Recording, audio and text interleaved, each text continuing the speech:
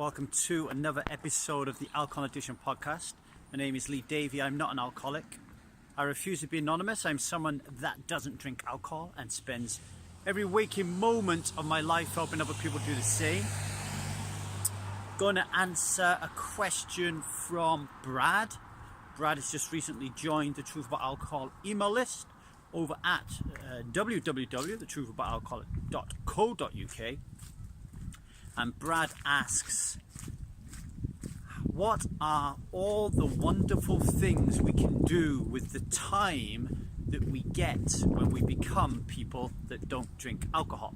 Okay, so as you know, with my podcast, nothing is ever rehearsed. So I'm going to have to just go with this one off the top of my head, Brad.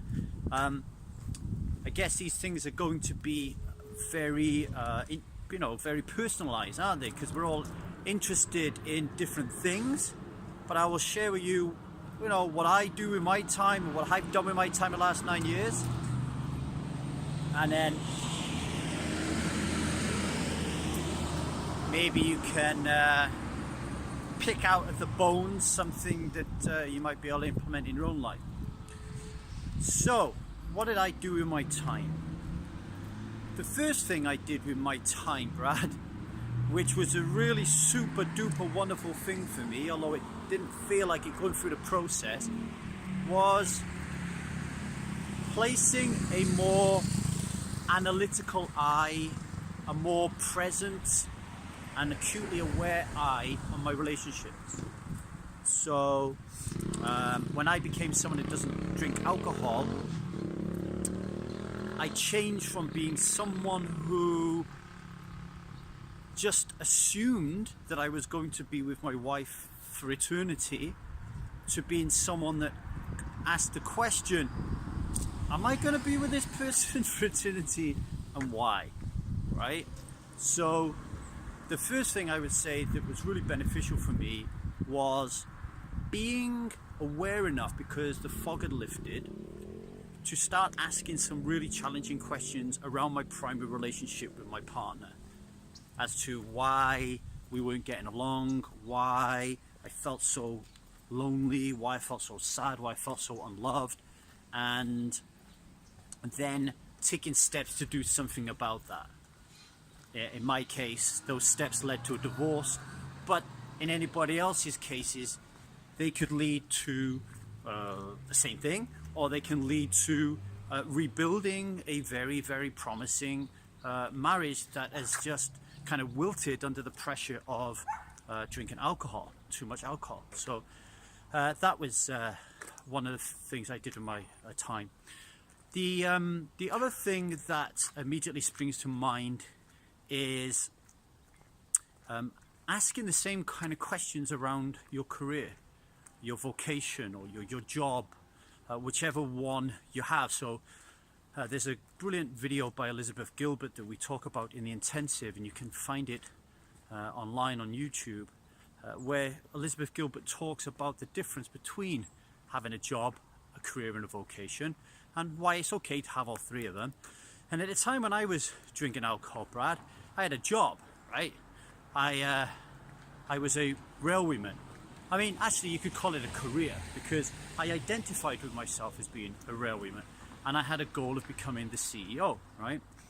So, and again, in the same ways that I never really questioned whether or not my marriage was the right, my partner, my ex-wife was the right person to spend the rest of my life with, I just, I'd said my vows and I was married, and that was that.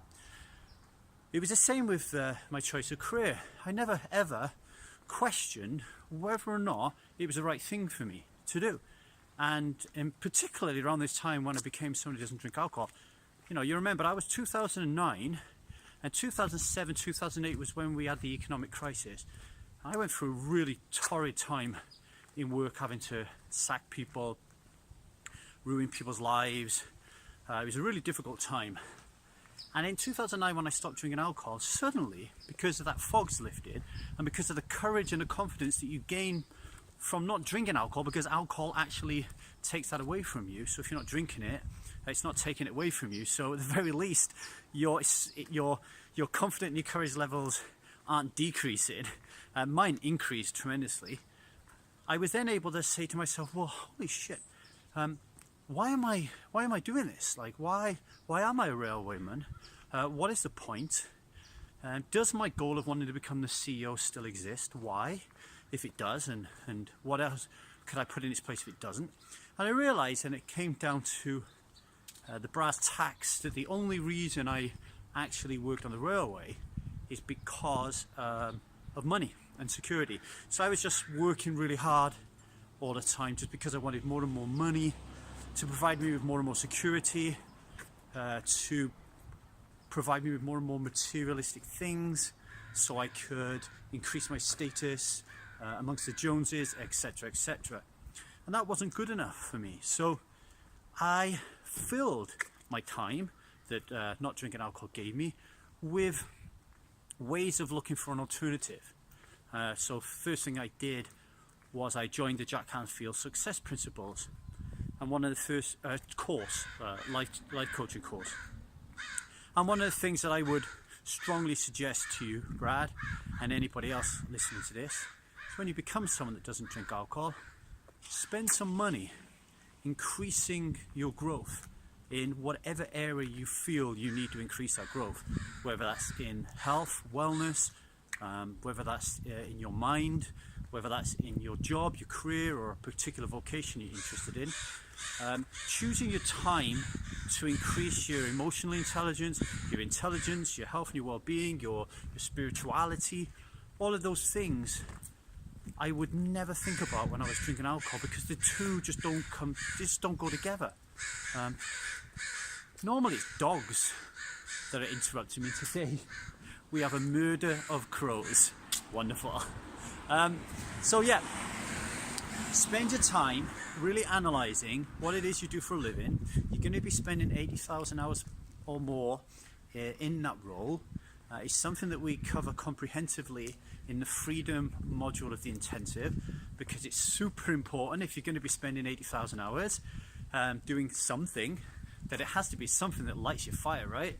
And if you're drinking alcohol, you're probably not even thinking about that. You're just getting through every day, right? Like, you're not even thinking these deeper, meaningful, you're not asking these deeper, meaningful questions.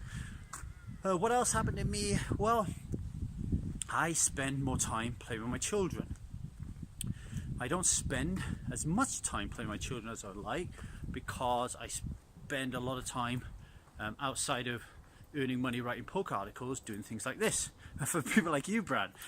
But I do spend more time with my children than I ever did when I was a drinker, and the time that I do spend with them is really, really maximized, because I'm far more present. So I'm not drunk playing around with them. I'm not fiddling around on my mobile phone playing around with them, not on my computer playing around with them. I am done, and then I'm just with them. I'm just there, present for them, being a great dad and loving them. And so I spend my time really playing with my children and learning more about parenting and what it means to be a good father, alongside what it means to be a good husband. So I read a lot about relationship books, not so much parenting, but I did in the beginning when Zia was born, and I spend my time doing those things. I think those are really super important. Okay, what else do I spend my time on now that I don't do when I was drinking alcohol? Meditation. So I would never have even considered meditating when I was drinking, because I was stuck in the old blueprint of life, which would have said that meditating is just a namby-pamby thing that hippies do, and not, people like us do things like this. And back then, as a drinker of alcohol, you're not someone who's going to meditate. So again, taking that dive, facing your fear, and taking a meditation course, or joining a meditation retreat, reading and learning about meditation. My first exposure to it was transcendental meditation. Liza and I went to the Welsh teacher's transcendental meditation, her house. Her name is Helen. You can find her on the Alcohol Condition podcast, where she guested one week. and we learned meditation through her. I read a load of books about TM, and I would say for many years I woke up in the morning and I meditated for 20 minutes, and I put 20 minutes aside in the afternoon for meditation as well. If you read anything by Joe Dispenza, in particular Breaking the Habit of Being Yourself, where it's a phenomenal book which we cover a lot in the intensive, then his meditations stretch out to like an hour at a time, maybe 90 minutes. So now if you're doing that every day, there's 90 minutes taken up with meditation. It seems like you're not doing anything, you're wasting your time, especially when your mind is still fixed with the old kind of blueprint. But in truth, and I've definitely found this, over time, over a prolonged period of time, people will see the change in you. All right? In the same way that you stop drinking alcohol and people are like, hey, what's happened to you? When they don't even know you've given up drinking, they could just tell by the glow in your face, okay, and the way that you're behaving. The same thing will happen with meditation. Over time, everything just kind of like balances out, right? So that's pretty cool. And then outside of that, what else? Exercise obviously is a really important one. Sleeping more. So if you're like only sleeping 5 or 6 hours a day, now you have the capacity to stretch it out to 8. So that's really important. And just generally reading and finding a hobby or something that really kind of floats your boat, and get stuck into that. One preferably where the community is a community involved, and that community that is involved is less likely to drink.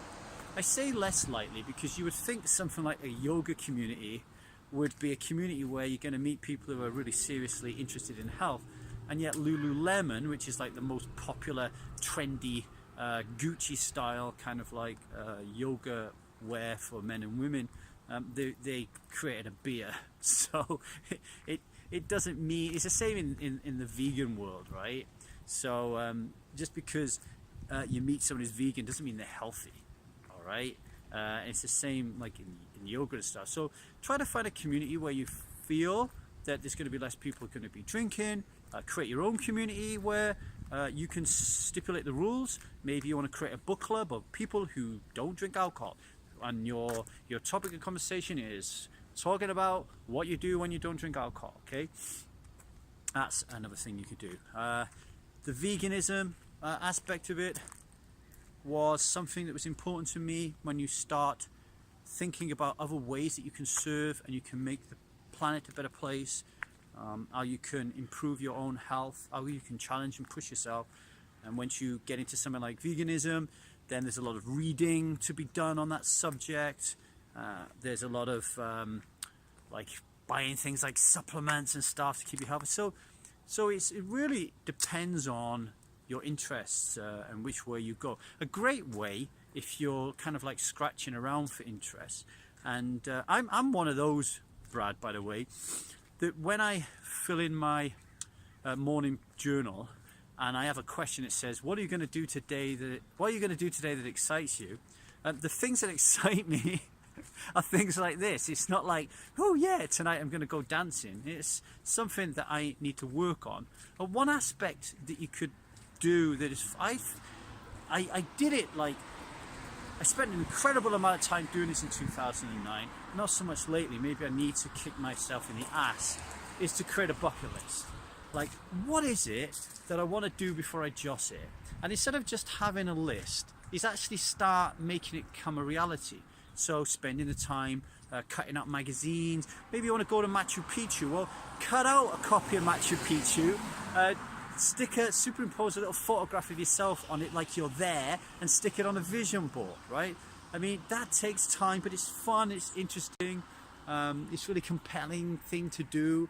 And then all the organization that goes behind researching how you're going to get to Machu Picchu, how much it's going to cost, where you're going to stay, what else you're going to do when you're there, etc., all takes up time, but it's very interesting time, and it's stuff that's leading to your growth, right? So I hope that was useful to you, Brad. If you get any questions whatsoever, let me know. Oh, one more thing. If you're going to have time on your hands, get over to Strive, because joining a like-minded group and a new community of people is going to be essential when you're figuring out what to do with the rest of your life, okay? Send me a note at thetruthboutalcohol@gmail.com if you have any more questions on this. Take care.